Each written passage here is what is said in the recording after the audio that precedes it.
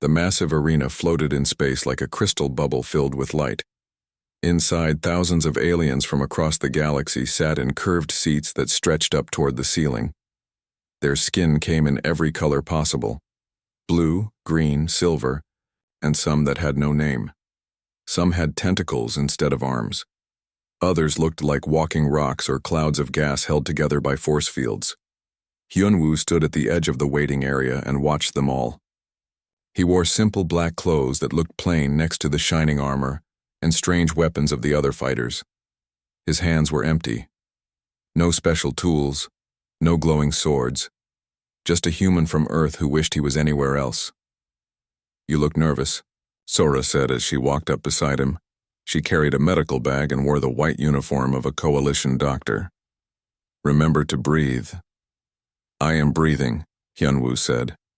"I just don't understand why they picked me for this." "Because you were the only security officer who passed all their tests," Taemin said, hurrying over with his diplomatic papers. His face was red with worry. "The coalition wants to see what humans can do. This tournament decides who becomes the next arbiter. The winner gets to help keep peace across the galaxy." Hyunwoo looked around at the other fighters. One was tall as a building and made of living crystal. Light moved through his body like water. Another looked like a giant lizard with scales that seemed harder than metal. A third fighter appeared to be made of pure energy, shifting and flowing inside a containment suit. "I don't belong here," Hyunwoo said quietly.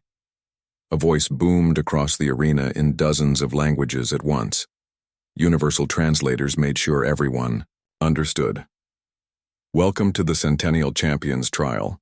For 100 years, this tournament has chosen the greatest warriors to serve as arbiters of the Galactic Coalition. Today we have fighters from 43 worlds." The crowd cheered. Some made sounds like music. Others created light patterns. A few species communicated by changing the color of their skin. "Our first match features Veltar of Zerion Prime, current champion and master of plasma manipulation." The crystal being stepped forward.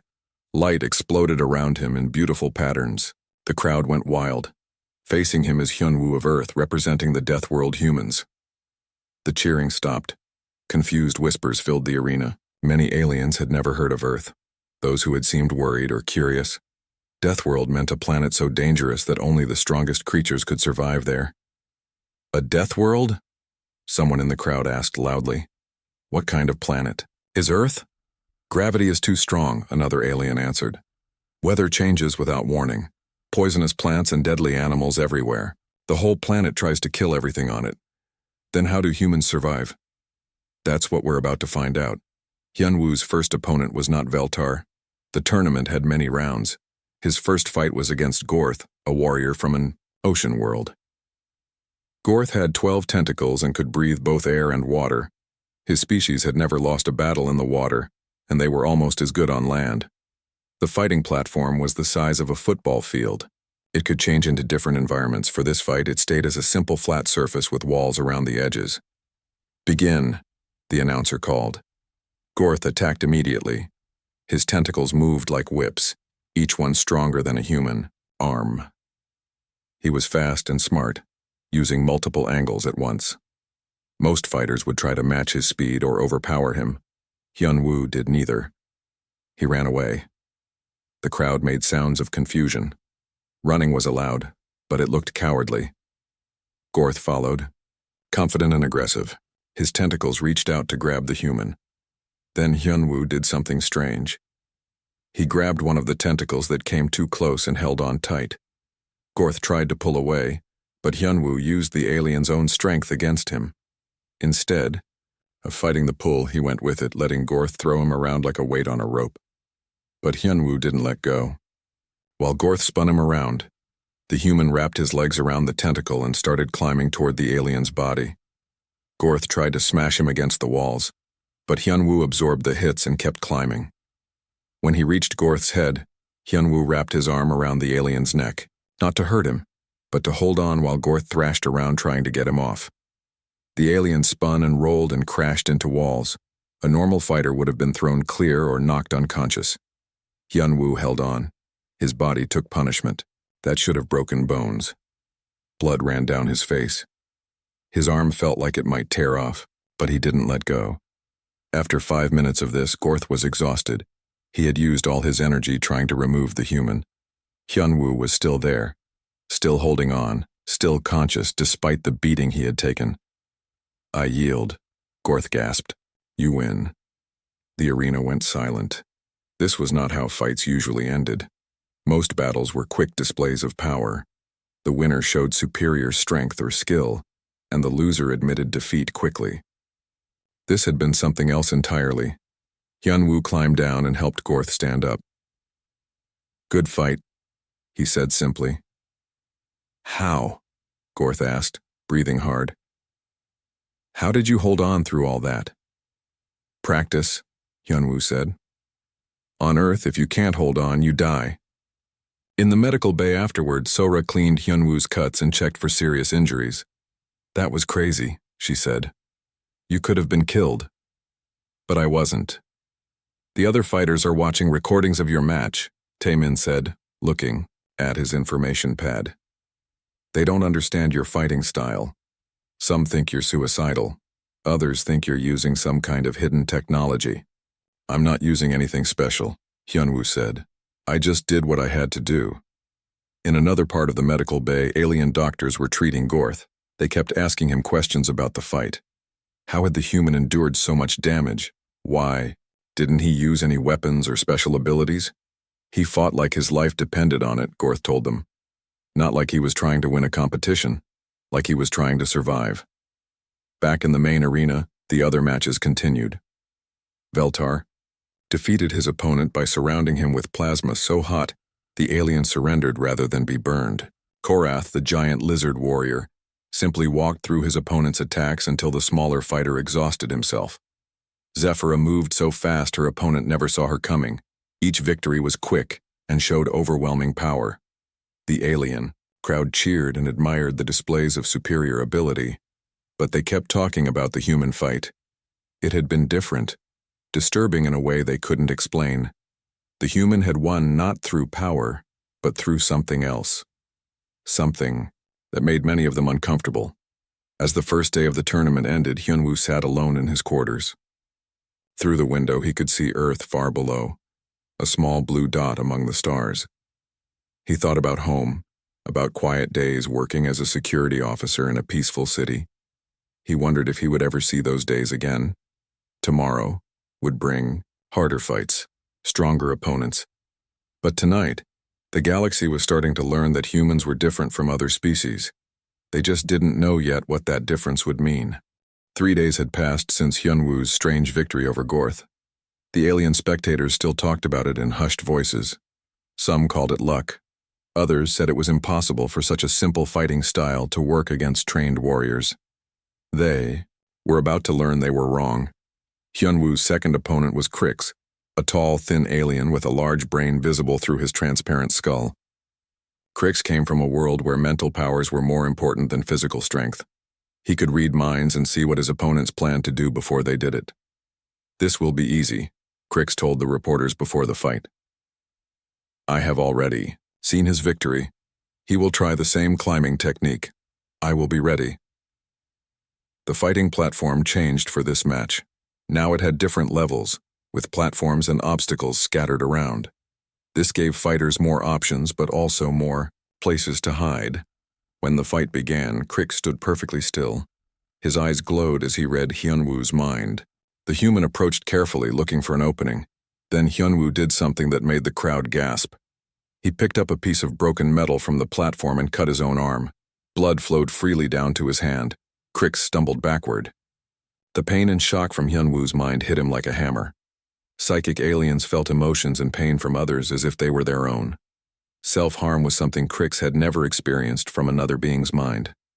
"What are you doing?" Crix shouted, covering his head with his hands. Hyunwoo didn't answer. Instead, he bit down hard on his own tongue. More pain flooded through the mental link. Crix fell to his knees, overwhelmed by sensations that made no sense to him. Then Hyunwoo charged, but not straightforward like Crix expected. Instead, he ran toward a wall, jumped up, and pushed off with his feet. This sent him flying sideways toward his opponent. Crix tried to predict where the human would land, but Hyun-woo's own mind was full of pain and chaos. There was no clear plan to read. Doit, human landed hard on Crix's back. Both fighters hit the ground. Crix tried to use his mental powers to push Hyun-woo away, but the human's mind was too strange. It was full of memories of pain and survival that Crix couldn't understand or handle. "I yield!" Crix screamed. "Get him away from me!" Hyun-woo stood up and walked away without a word. He was bleeding and bruised, but he had won. In the medical bay, Sora was not happy. "You cut yourself on purpose," she said while cleaning his wounds. "That's not strategy, that's madness." "It worked," Hyun-woo said simply. "You could have cut too deep. You could have hit something important." "But I didn't." Taemin rushed in with his information pad. "The alien fighters are going crazy trying to understand you," he said. "They've never seen anyone hurt themselves to win a fight. They think humans might be insane." "Maybe they're right," Sora muttered. Hyun-woo's third fight came 2 days later. His opponent was Zethok, a warrior who wore armor that could change and adapt. If someone hit it with fire, it became fireproof. If they used cold attacks, it became resistant to cold. The armor learned from each attack and became stronger. This fight took place on a platform covered with different weapons: swords, clubs, energy guns, and tools from dozens of worlds.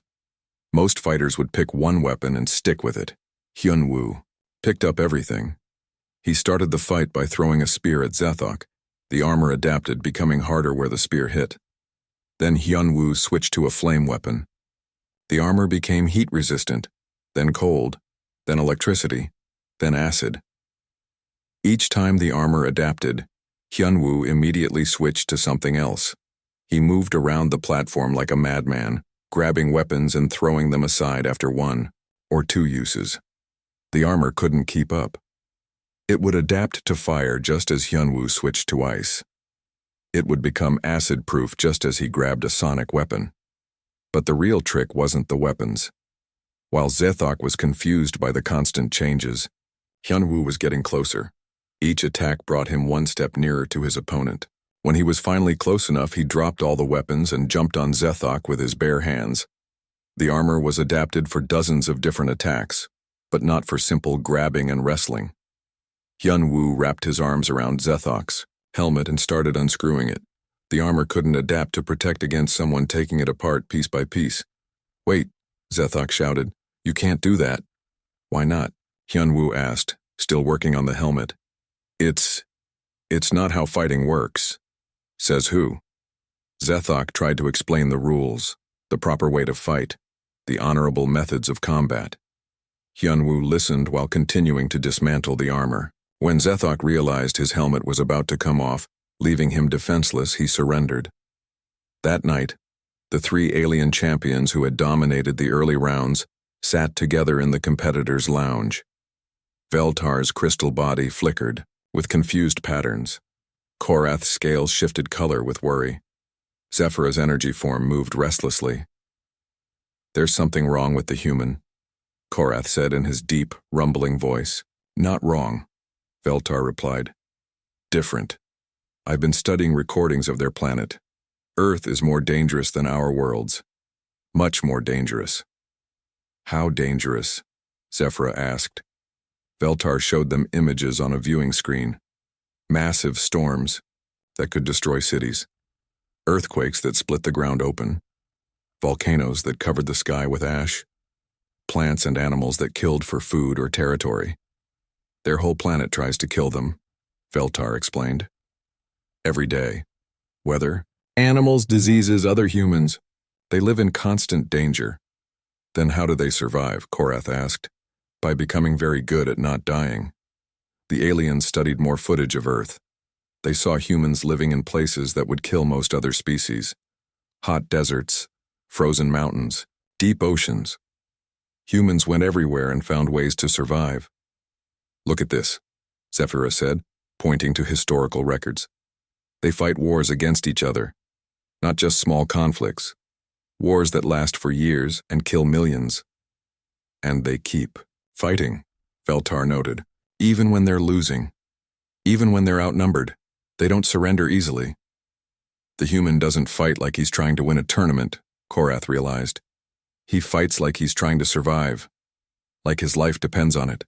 Back in his quarters, Hyunwoo looked out at the stars and remembered home. Not the peaceful Earth that the aliens saw in their tourist information, but the real Earth where he grew up. He remembered being a child during the resource wars, when different nations fought over water and food. He remembered the earthquake that destroyed his school when he was 12. He remembered the plague that killed his parents when he was 16. He remembered joining the military because there was no other choice. Fighting in battles where surrender meant death. Learning that sometimes the only way to protect something was to be willing to sacrifice everything for it. He remembered becoming a police officer after the wars ended, thinking he could help build a better world. Learning that even in peacetime there were always people who would hurt others if no one stopped them. Sora came to visit him, bringing food and medicine for his cuts. She sat quietly beside him for a while. "You don't like fighting?" she said, finally. "No.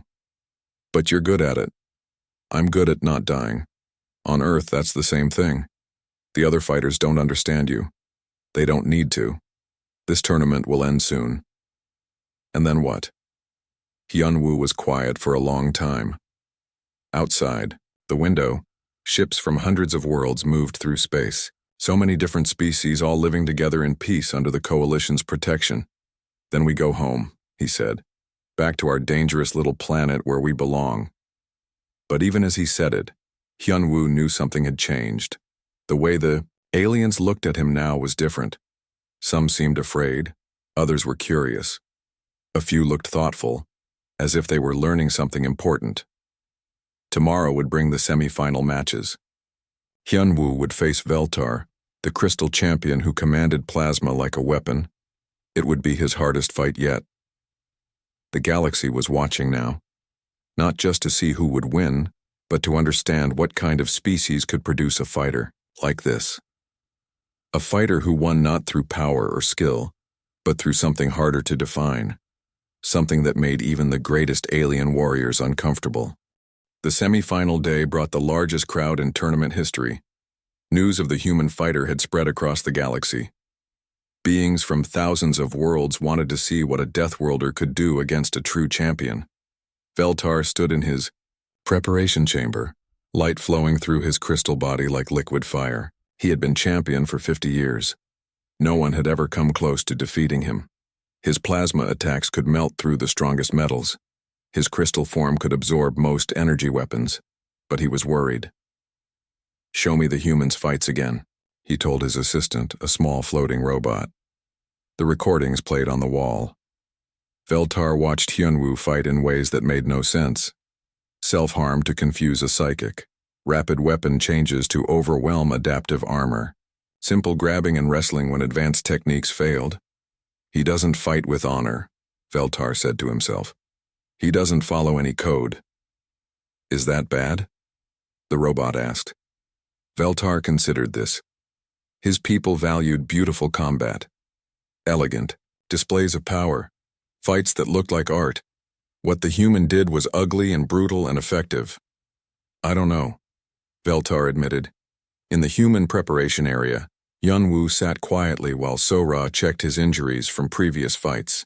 His body was covered with cuts, bruises, and burn marks. Any other species would have needed weeks to heal.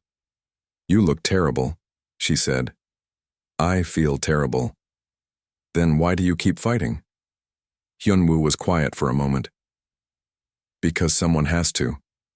"That's not an answer. It's the only answer I have." Taemin burst through the door, his face red with excitement. "The betting odds have changed completely," he said. "Half the galaxy thinks you're going to win, the other half thinks Veltar will kill you in the first minute." "What do you think?" Hyunwoo asked.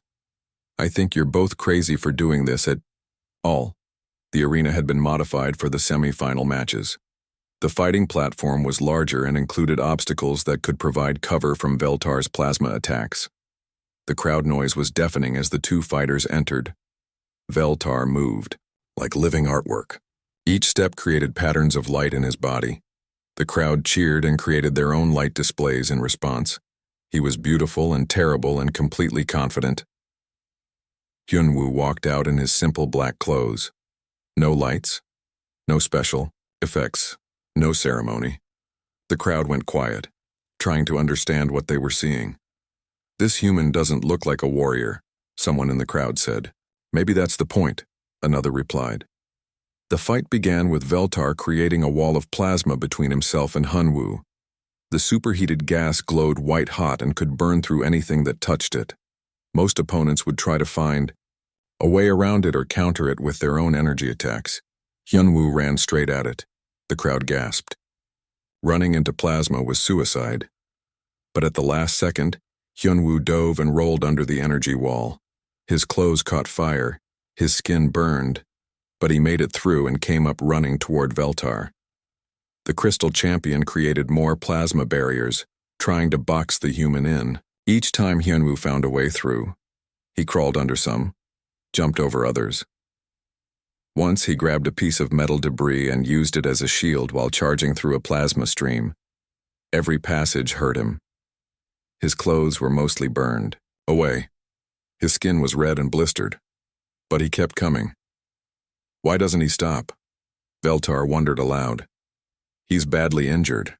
Hyunwoo reached the Crystal Champion and immediately tried to grab him, but Veltar's body was too hot to touch. The heat that powered his plasma abilities made his crystal skin burn like a furnace. Instead of pulling away, Hyunwoo held on tighter. His hands began to blister and smoke. The smell of burning flesh filled the arena. The crowd made sounds of horror and disbelief. "Let go," Veltar shouted. "You're killing yourself." "Not yet," Hyunwoo replied through gritted teeth. Veltar tried to shake the human off, but Hyunwoo's grip was like iron. The crystal being increased his internal temperature, making his body even hotter. Hyunwoo's hands were cooking, but he didn't let go. Something strange began to happen. Veltar, who had never felt fear in combat, began to panic. He had fought thousands of opponents. When they were hurt, they retreated. When they were outmatched, they surrendered. When they were in pain, they tried to escape. This human did none of those things. He held on as his flesh burned. He pressed closer as the heat increased. He seemed willing to die rather than let go. "What's wrong with you?" Veltar screamed, his beautiful crystal form flickering with chaotic patterns. "Why won't you stop?" "Because stopping means losing," Hyunwoo said, "and losing means someone else gets hurt. This is just a tournament. No one gets hurt if you lose. Someone always gets hurt when good people give up." Veltar tried everything. More heat. Plasma bursts, at point-blank range. Spinning and thrashing to throw the human off. Nothing worked. Hyunwoo absorbed damage that should have killed him and kept holding on. Finally, something broke inside Veltar's mind. For the first time in his life, he experienced true terror. Not fear of defeat, but fear of this human who seemed willing to die for no reason that made sense. "I yield," Veltar shouted. "I surrender. Please just let go." Hyunwoo released him and collapsed. His hands were burned down to the bone in places. His entire body was covered with plasma burns, but he was conscious and breathing. The arena was completely silent. In the medical bay, Sora worked frantically to save Hyunwoo's hands while alien doctors stared in amazement. His injuries should have killed him. Even if they didn't, he would never be able to use his hands again. But within hours, the human body began healing itself in ways the alien doctors had never seen. Humans, they learned, recovered from injuries that would permanently disable other species. "How?" the chief medical officer asked Sora. "How do humans survive damage like this?" "Practice," she said sadly. "Millions of years of practice." In the other semifinal, Korath defeated Zephyra through pure strength. But the giant lizard warrior seemed distracted. He kept looking toward the medical bay where the human was being treated. That evening, the alien champions gathered to discuss what they had witnessed. "I've never felt fear like that," Veltar admitted. His crystal form was dim and flickering. He was willing to die, not for victory, not for honor, just because he believed it was necessary. "I don't understand," Zephyra said. "What made him think it was necessary? I've been studying human history, Korath rumbled. Their whole species is like this. When they believe something is right, they don't count the cost. They just do it. He showed them records from Earth's past. Humans fighting impossible battles to protect their families. Soldiers charging into certain death to save their friends. Ordinary people standing up to tyrants even when they knew they would be killed for it. They call it courage, Korath explained. But it's more than that. It's the belief that some things are worth dying for. What things? Veltar asked. Each other, their children, strangers they've never met, anyone who can't protect themselves. The alien sat quietly for a long time, trying to understand this concept. Their species had survived by being careful, by avoiding unnecessary risks, by negotiating and compromising and finding safe solutions. Humans had survived by being willing to sacrifice everything for what they believed was right. The final match is tomorrow, Zephyra said finally. Yes, Korath agreed. I'm supposed to fight him. And? The giant lizard warrior was quiet for a moment. I don't think I can, he said finally. Not because he's too strong, because I'm not strong enough. What do you mean? He doesn't fight to win. He fights because he has to, because someone needs to, because if he doesn't, who will? Korath looked at his claws, his armored scales, his massive strength that could crush metal. All of it seemed small compared to what he had seen from the human. I'm a warrior, he said. But he's something else. Something we don't have a word for. In the medical bay, Hyunwoo lay unconscious while his body slowly healed. Sora sat beside him, holding his bandaged hand. You stupid brave fool, she whispered. Don't you know when to quit? But even as she said it, she knew the answer. Humans didn't quit. They couldn't. It wasn't in their nature. They kept fighting until they won or died trying. Tomorrow would bring the final match. But tonight, the galaxy was learning something new about the species from the dangerous little blue planet. They weren't just survivors. They were something much more dangerous than that. They were people who would never stop trying to do what was right, no matter what it cost them. The final match was set to begin in 1 hour. Hyunwoo sat in the medical bay flexing his newly healed hands. The alien doctor still couldn't believe how fast humans recovered from injuries. His burns had closed overnight. His skin was pink and new, but strong enough to fight. You don't have to do this, Sora said for the 100th time. You've already proven your point. What point? Hyunwoo asked. That humans are tough. That we can survive anything. That we're worthy of respect. That's not why I'm here. Then why? Before Hyunwoo could answer, alarms started blaring throughout the station. Red lights flashed in the corridors. Emergency announcements echoed in dozens of languages. Taemin ran into the medical bay, his face pale with shock. There's been an attack, he gasped. Pirates hit the mining colony at Kepler Station. They're holding hostages. How many? Sora asked, already reaching for her emergency medical kit. 300 civilians, including children from 12 different species. Taemin's hands shook as he read from his information pad. The pirates are demanding ransom and safe passage. The Coalition Council is meeting to decide how to respond. Hyunwoo stood up. Where's Kepler Station? 6 hours away by fast ship. But Hyunwoo, this isn't our problem. The Coalition has procedures for this kind of thing. What procedures? Negotiation. Maybe paying the ransom if necessary. The goal is to avoid bloodshed. And if the pirates decide to start killing hostages, while the council talks, Taemin was quiet. Everyone knew that pirates weren't trustworthy. They might kill prisoners to make their threats more serious. They might panic and hurt people trying to escape. They might decide the hostages were too much trouble. The Coalition will find a solution, Taemin said, but he didn't sound convinced. An announcement came over the station speakers. The tournament is suspended while the Coalition addresses the emergency at Kepler Station. All competitors are asked to remain in their quarters. Hyunwoo walked toward the door. Where are you going? Sora asked. To find a ship. Hyunwoo, wait, Taemin called. You can't just leave. This is a Coalition matter. They have protocols. Children are in danger. The council will handle it. When? As soon as they agree on the best approach. Maybe a few days. Hyunwoo stopped, walking. A few days? These things take time. They have to consider all the options, weigh the risks, make sure they don't make things worse. While children sit in a room with pirates who might decide to kill them, it's not that simple. It is exactly that simple. Sora stepped between them. Even if you wanted to help, what could you do?